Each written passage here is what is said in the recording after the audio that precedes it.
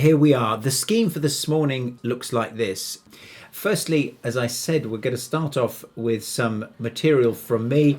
I'm going to do about 30 minutes worth of that. And then a Q&A, and that's probably going to last around about 10 minutes. And then we're going to finish absolutely dead on 10:15, because I recognize that some of you have other stuff that you want to try and get done today.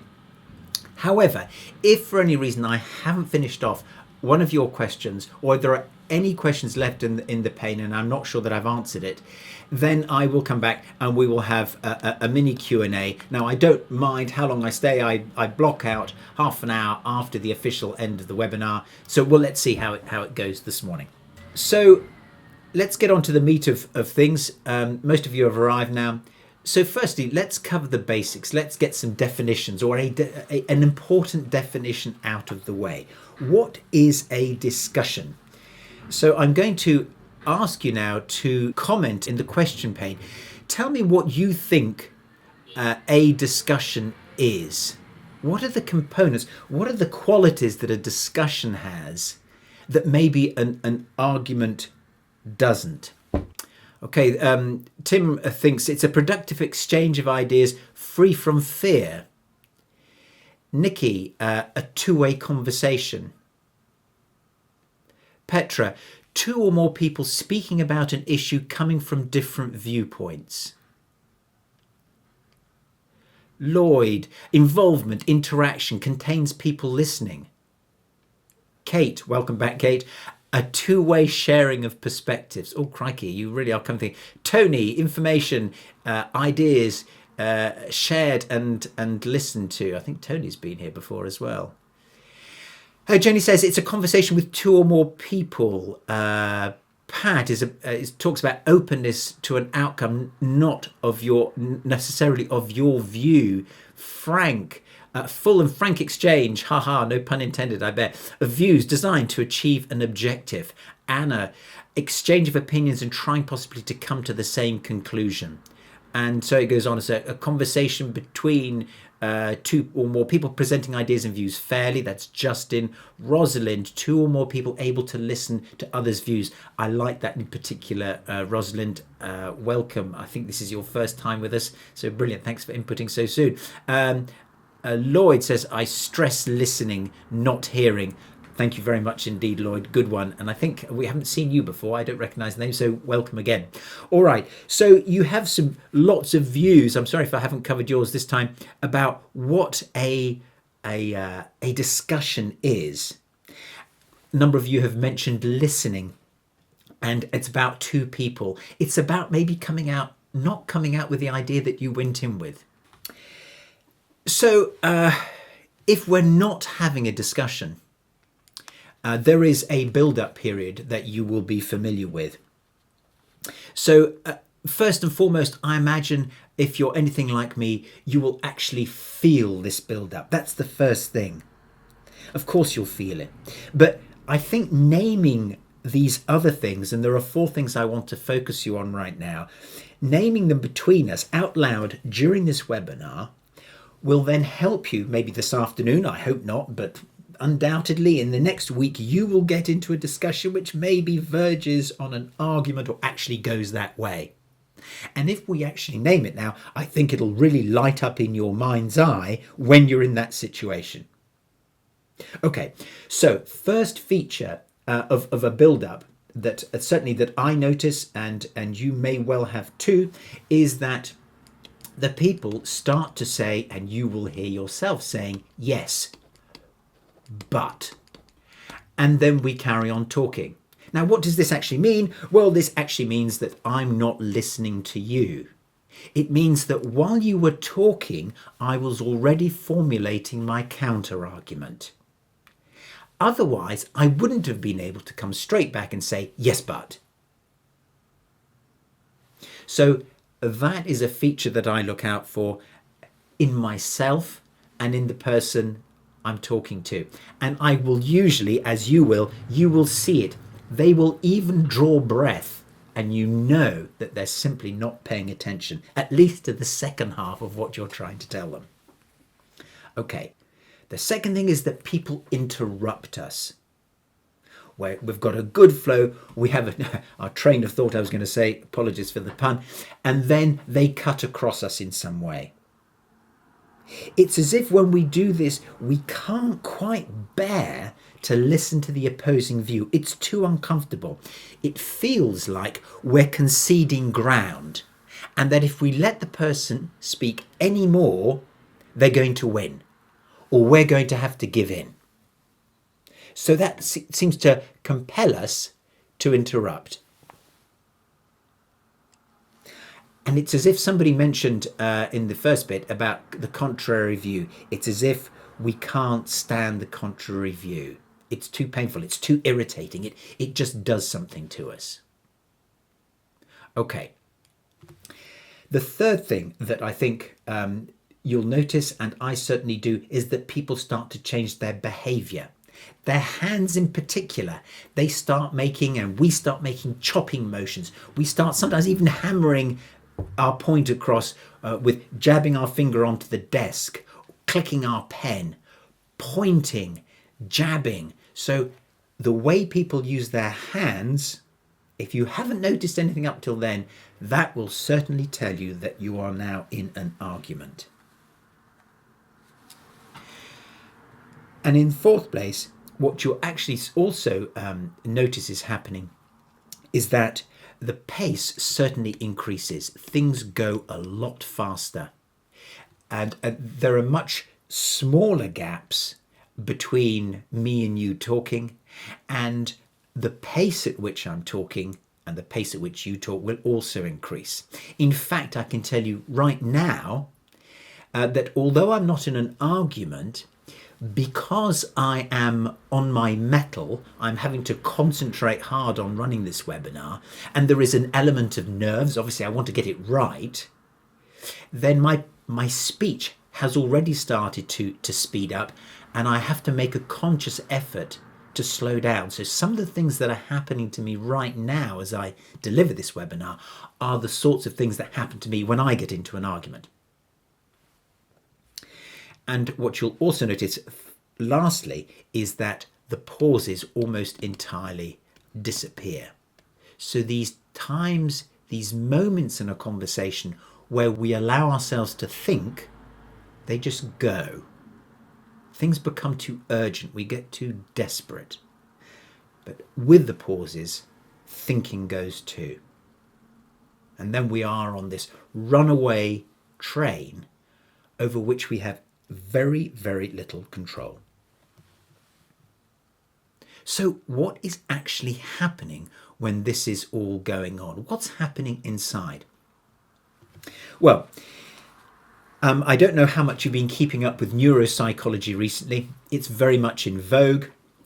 Goleman, many years ago, we're talking back in the 90s, which feels like many years now, he first started writing about neuropsychology and how it applied to our everyday lives, to our relationships. You may recall the title of the book, Men Are From Mars, Women Are From Venus. And after that, or in fact, maybe even in that book, he coined the term emotional intelligence.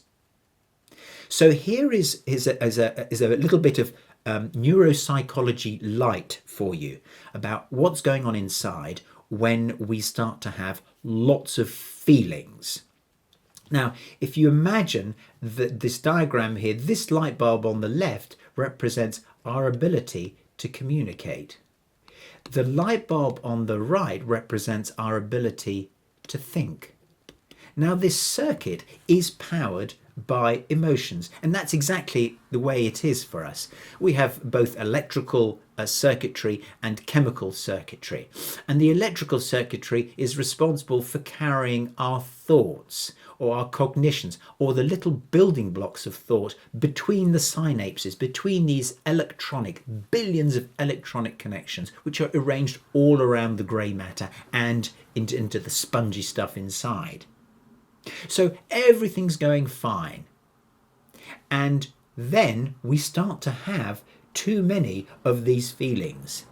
And now we do need to have some feelings, of course, because they're the things that get us out of bed. We're motivated, we're excited, we're interested, we're maybe worried about missing an appointment. So we do have lots of feelings. But it gets to the point for each of us where the threshold is transgressed, where we have so many feelings that this circuit breaker down here does exactly what it's supposed to do, and that is to cut off. It stops us going nuts.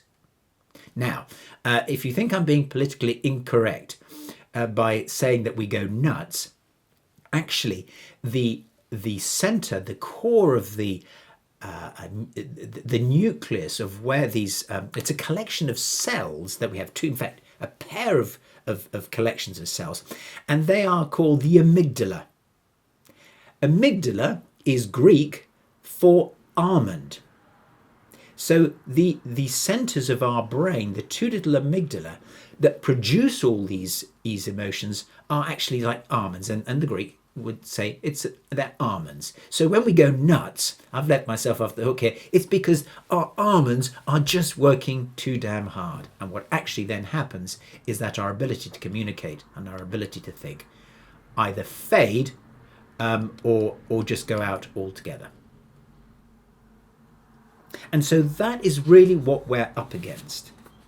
That is what repairing a discussion is all about. It's trying to find a way of dealing with this excess of emotion, which means that the discussion or conversation turns into an argument which becomes really unpleasant to be in for some people. Of course, some people, you may be one of them, I must confess I am, love a good argument. When I say love, I put that in inverted commas.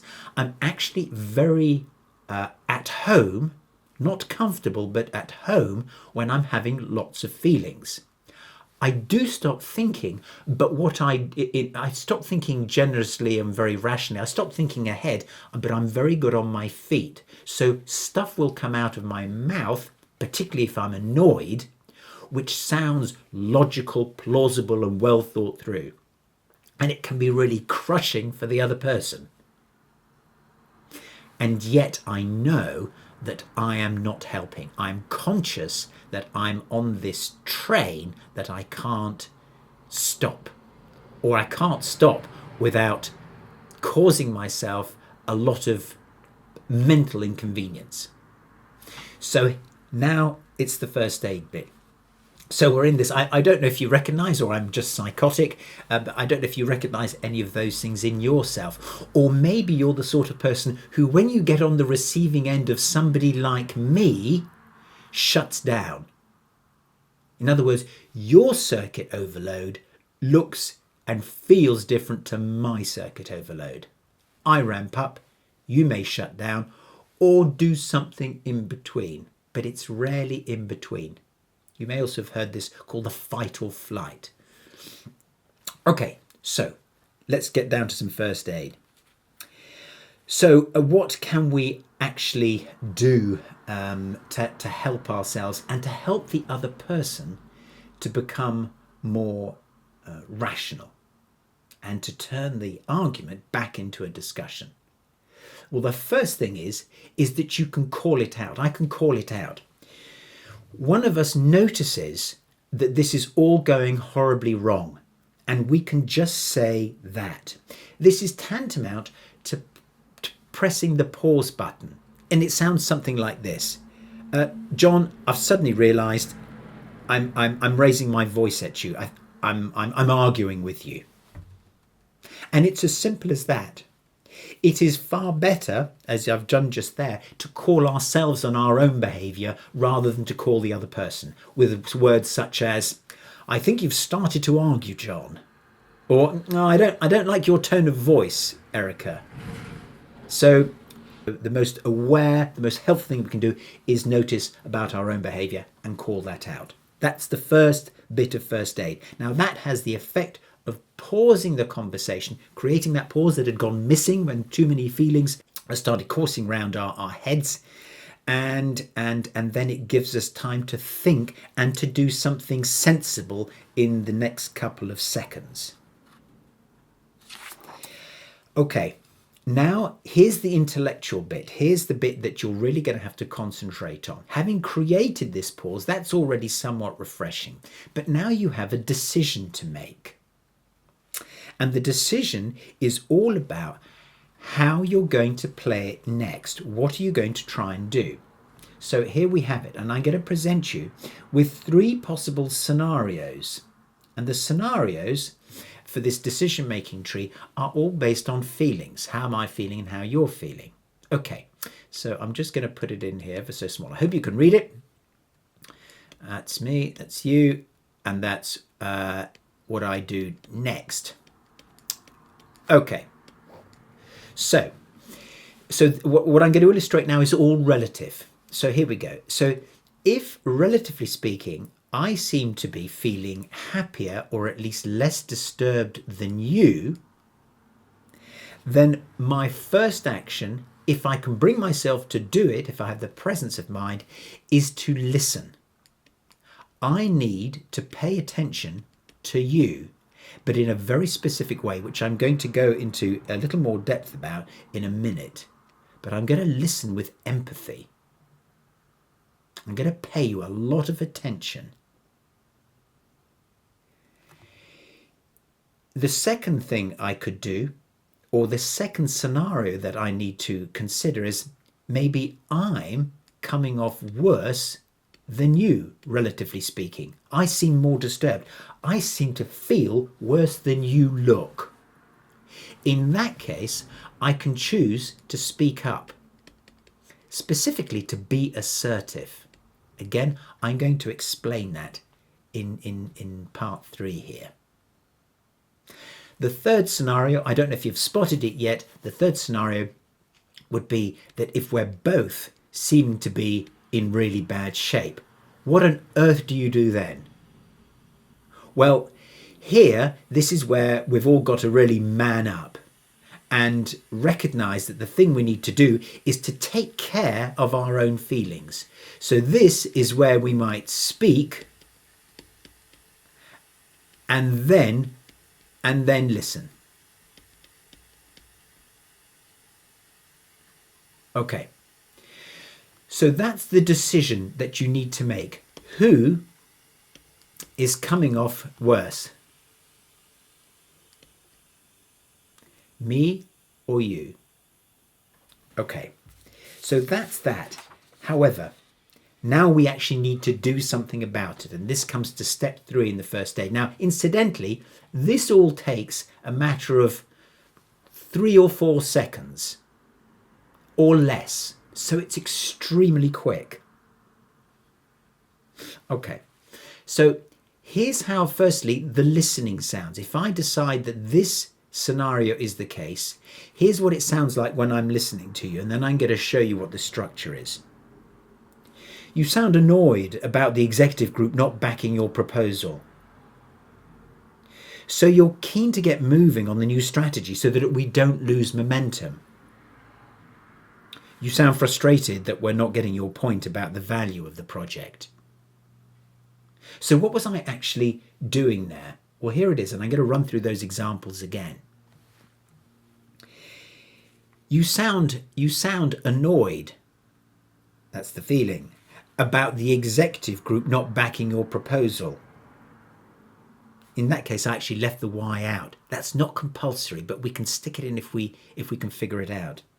Here's the next example. So you're keen to get moving, keen is the feeling, to get moving, the what about, so that we don't lose momentum is the why. So you're frustrated that we're not getting the point about the value of the project.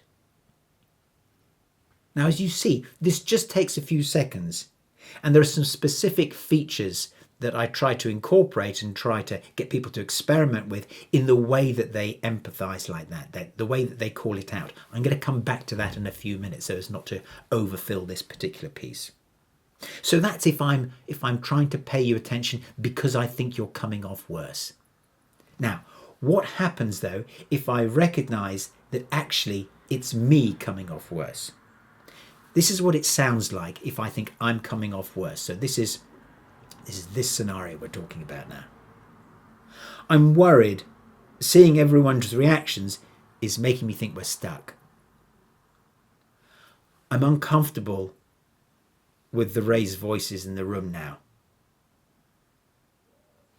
I'm nervous about taking this conversation with you any further because of the language you've started to use. I'm uneasy that we're saying yes, but. It makes me think we're not listening anymore.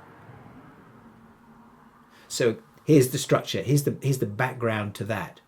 And I'm going to call a couple of these examples out just to be absolutely clear. It seems very simple doing this, and I'm almost worried about going too far with the explanation here. But in the heat of the moment, it's really important to have this down pat. And when I say pat, I mean the simplicity of the structure and how little you need to say to come unstuck, either to unstick yourself, myself, or the other person. So here we go. Here's the examples again. I'm going to tick the boxes here. I'm worried about seeing everybody's reactions. It's making me think we're stuck. I'm uncomfortable with the raised voices. I'm nervous about taking this conversation with you any further because of the language that you've started to use. I'm uneasy that we're saying yes, but to each other. It makes me think we're not listening anymore.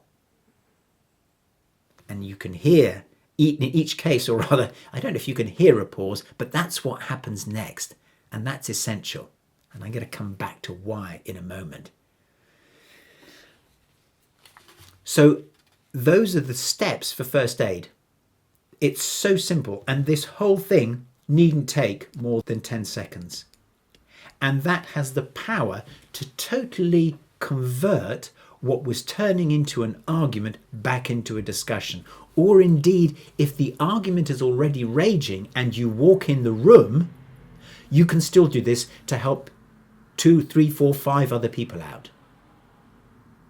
It may be that in the case of other people in the room, let's have a look at scenario 1 here.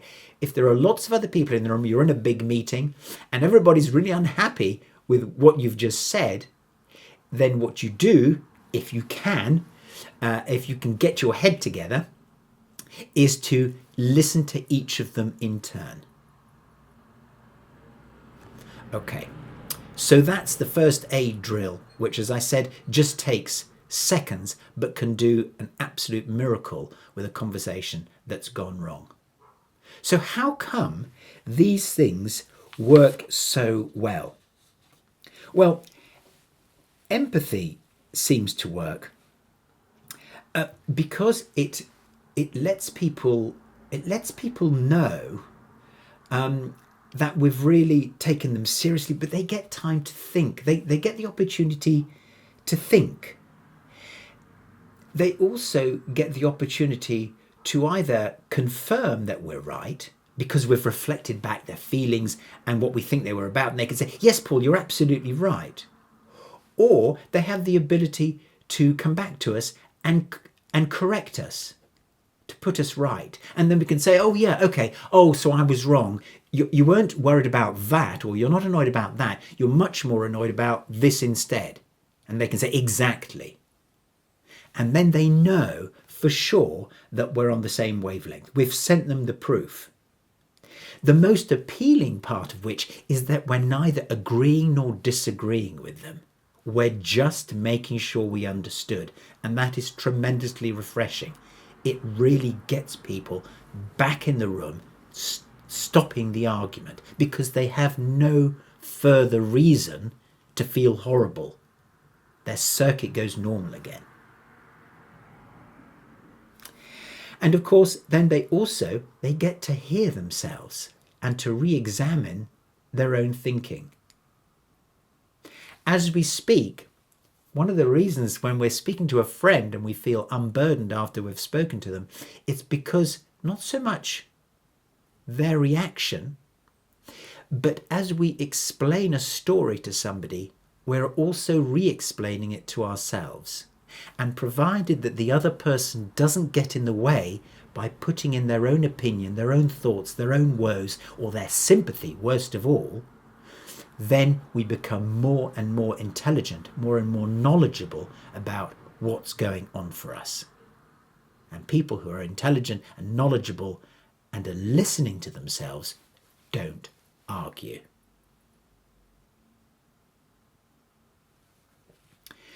So that's that. So why does assertiveness work so well? Well, it works because it gives us the opportunity to tell the world what was in our heads. Speaking up about our feelings seems to fulfill this systemic need for us to let the feeling that we're having get to its destination. Explaining our feelings seems to release us from our feelings.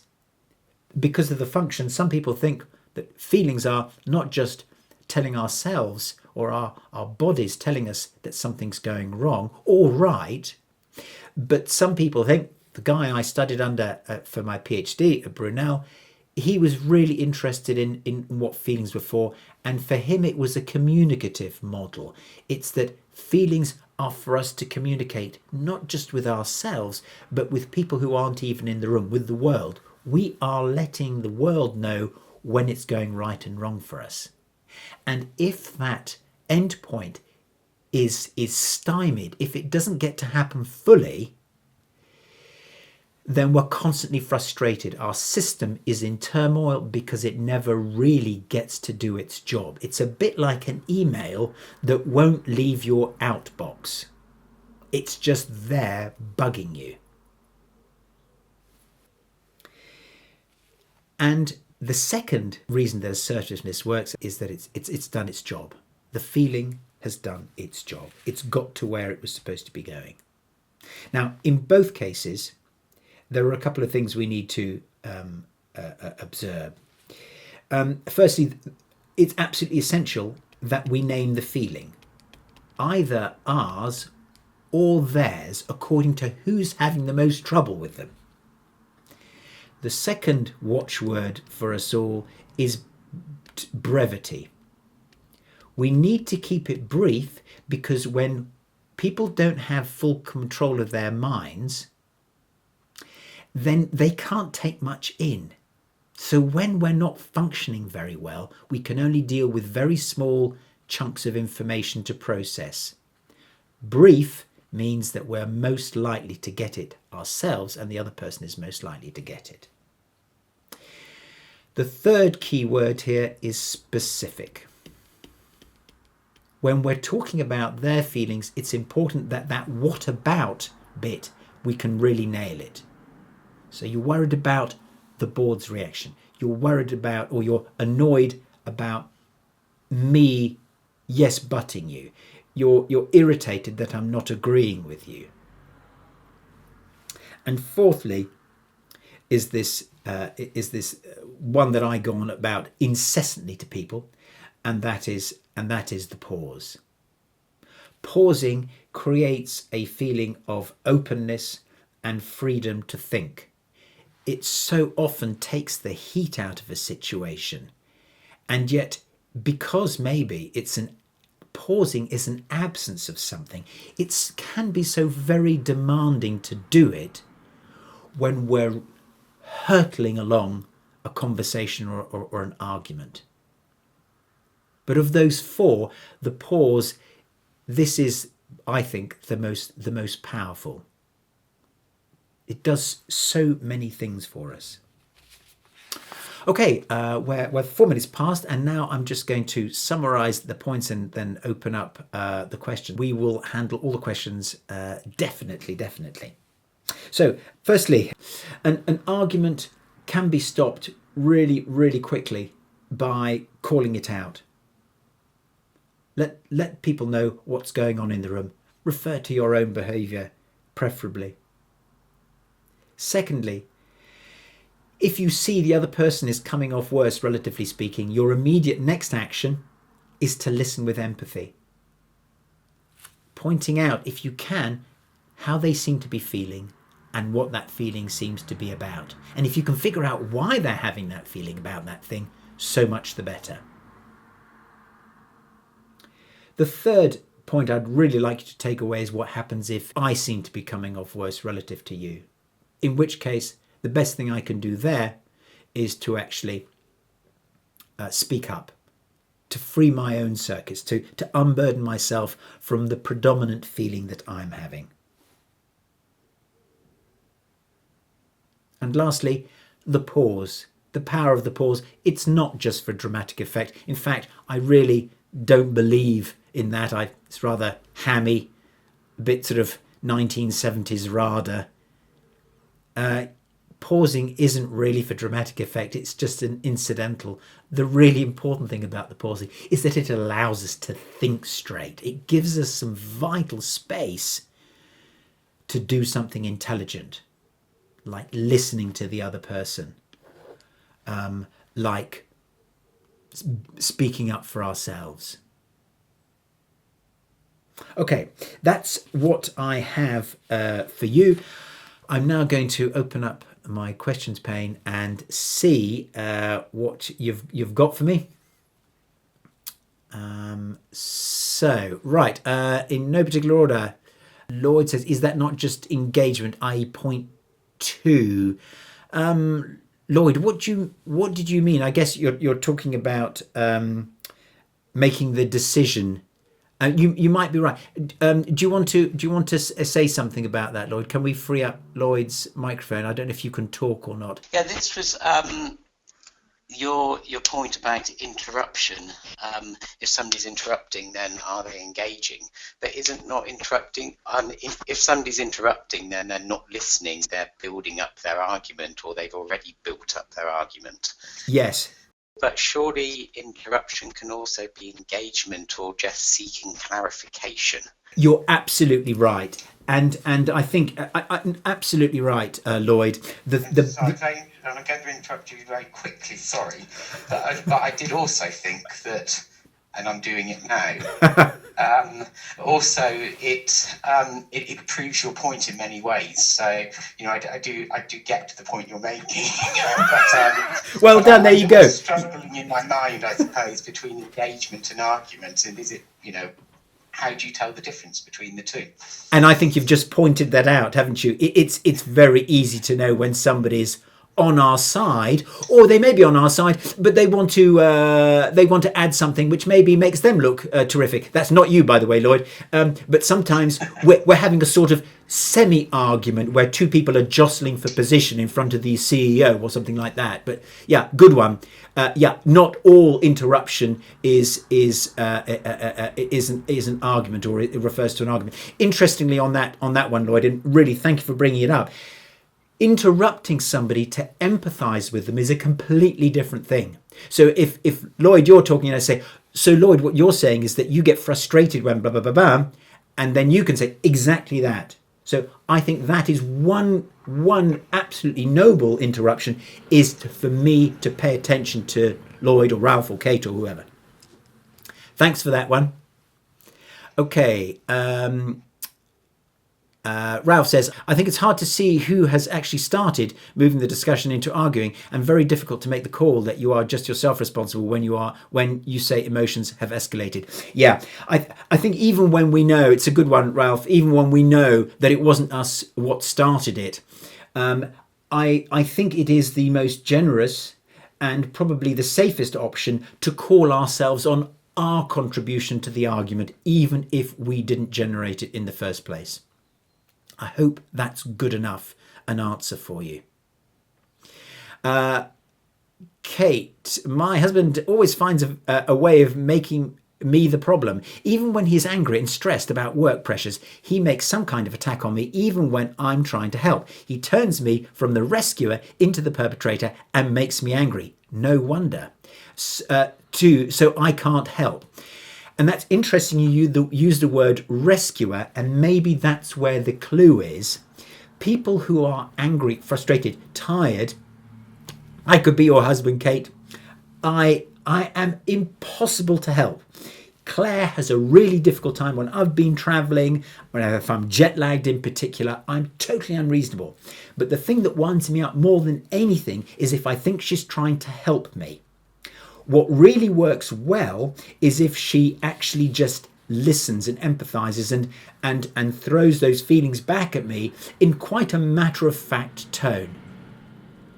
Now, so that's a really, really good one. Lloyd again. Hang on a second. This is a different point to what you made before. Calling it out. Point one is not moving the focus onto yourself.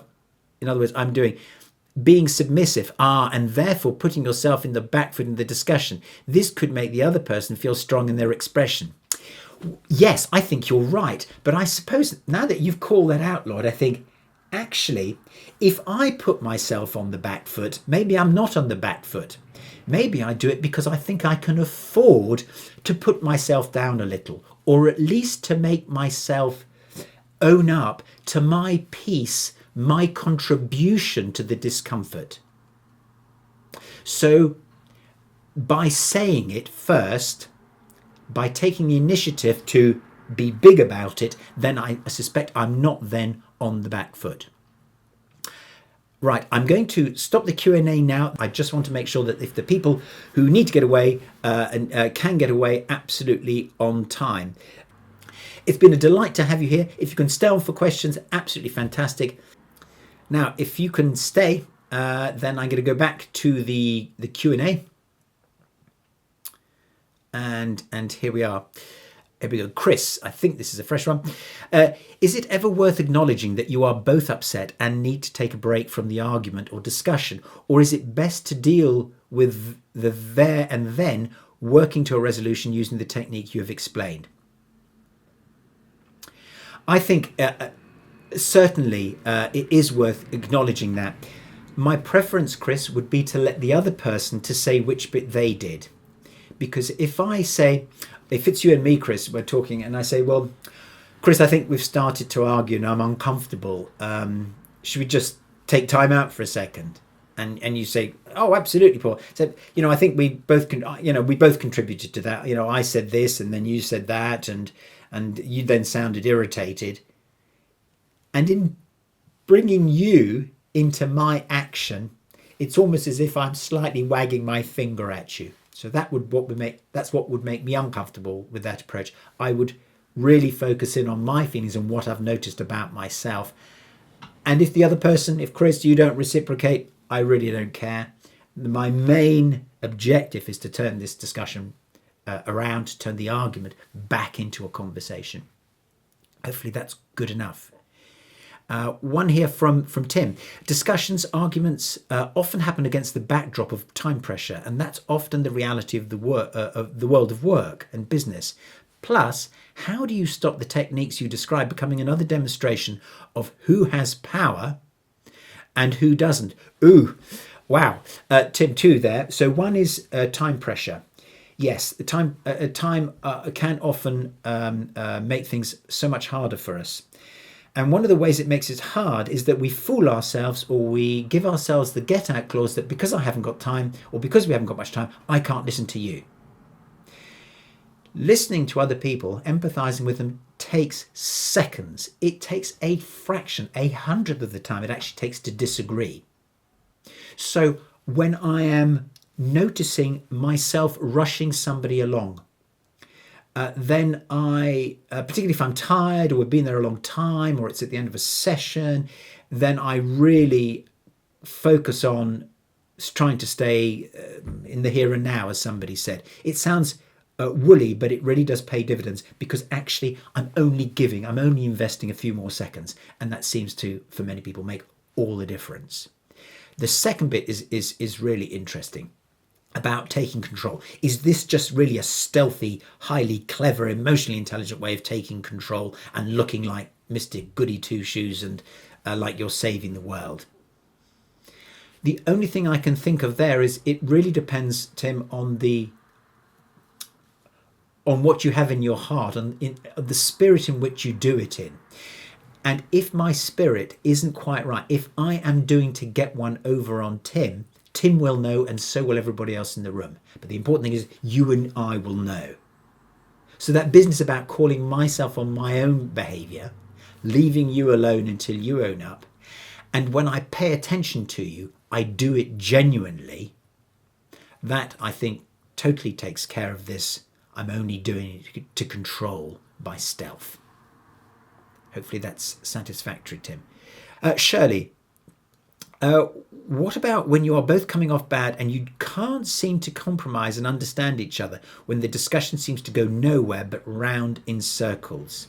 Really, really good one, Shirley. That one for me has two components, and it's a bit chicken and egg, and you've just got to choose where to put your effort. It could be that both people are actually still feeling irritated or rotten. It could also be that both people are still feeling that they haven't been listened to. I think the silver bullet for all of these situations, Shirley, is if we can just bring ourselves to stop and to carry on listening without adding any of our points until the other person says, "What do you think?" or something similar. It is impossible to argue with somebody who is just listening to us and doing it properly. So that's what I would say to that. Shirley, I hopefully that works for you. Kate said, thanks. I think you may be absolutely right. This may have saved a lot of arguments. I'm going to try it out soon. Soon it'll be today or tomorrow, I bet. I hope not, but good luck with that. Well, Friday evening, yes, have the conversation and then pour yourselves a really nice glass of wine when it's all sorted out. Well done, Kate. Ralph again. Thanks, Paul. Very pleased to attend today, but must go now. We'll take an interest in your work. Thank you very much indeed, Ralph. I think that's the rest are just hellos and thank yous. Lloyd, you just used the words what you have in my heart. That answers everything. It's what motivates the driver. If you are determined to argue regardless, then it can only end up in one place. Too right. Kate Sanderson, calling yourself out during an argument can come across as passive-aggressive if poorly worded. Yes, it can. And you know what worries me even more about the wording is this intention and our tone. If the intention isn't right, it doesn't matter how clever we are with our words, Kate. It all goes horribly wrong. So we really have to examine our consciences and say, why am I doing this? Am I really doing it to help, or am I just doing it as a piece of one-upmanship? Fantastic. I think that's the end of the questions. What I just wanted to say was thank you so much to everybody for joining, and in particular to draw your attention to the next webinar, which is how to help and be helped. Now, this might sound a bit woolly, but I want to explain for a second. And this is really about how do you help someone in a way that doesn't turn out to be just another really fluffy conversation, or worse, doesn't look like interference. And how do you ask for help without looking incapable or weak or needy? So I think this business about how to help somebody without either denting their pride or annoying them by getting in the way, and this is at any level of seniority, or how to ask for help as the CEO, as a CFO, or as a project team leader. I think this is a really important piece about cooperation, about building teams that actually function, that actually get stuff done. Thank you all so much for attending, and to the last 25 or so of you for hanging on for all the other questions. Fantastic. Really look forward to seeing you next month on the 30th of October. All the best and have fantastic weekends.